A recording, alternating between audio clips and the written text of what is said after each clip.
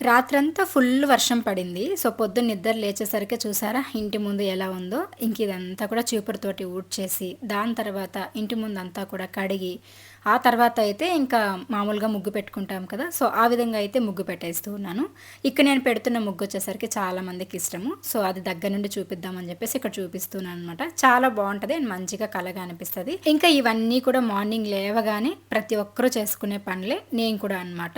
So, బయటైతే morning లేచి రాగానే first చెత్తలుడ్చేసుకొని, దాని తర్వాత ముగ్గు పెట్టేసుకుంటాను. ఇంకా ఆలోపే మా అమ్మాయి వీడియో కాల్ చేసింది. మీ అందరికీ తెలుసు కదా! ప్రియా అయితే ఖమ్మం వెళ్ళింది కవర్ సాంగ్ షూట్ కోసం అని చెప్పేసి.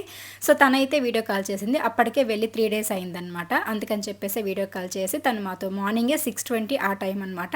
మార్నింగ్ లేవగానే రెడీ అయ్యేసి వీడియో కాల్ చేసేసి మాట్లాడేసి మళ్ళీ షూట్‌కెళ్ళింది.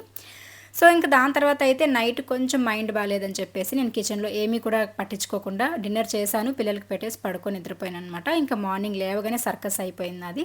సో, లేచి ఇంకా బయటనే గంట సేపు పట్టింది. వర్షం పడడం వల్ల ఇంక అదంతా క్లీన్ చేసి ముగ్గులు పెట్టేసరికి 1 అవర్ అయింది.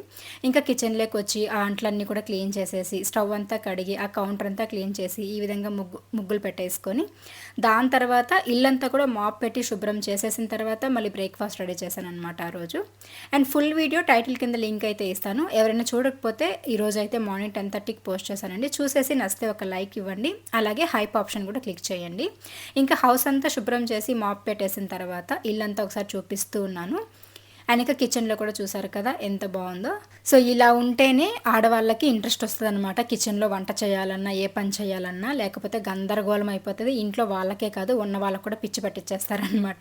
సో, అట్లే నేను కూడాను. ఇంకా ఇల్లంతా అయిపోయిన తర్వాత బ్రేక్ఫాస్ట్ అవి చేసేసి వంట చేశాను. ఈరోజు లంచ్ వచ్చేసరికి ఎగ్ కర్రీ అండ్ రైస్ పెట్టాను అనమాట సింపుల్గా. ఇంకా ఎగ్ కర్రీ ఎలా చేయాలని చెప్పేసి లాంగ్ వీడియోలో పోస్ట్ చేశానండి. సో, మీరు కూడా ట్రై చేసి ఎలా వచ్చిందో నాకు కామెంట్స్లో షేర్ చేయండి. అండ్ మా అమ్మాయిని సపోర్ట్ చేసి బ్లెస్ చేసిన మీ అందరికీ thank you so much. Video నచ్చితే లైక్ చేయండి. Thank you.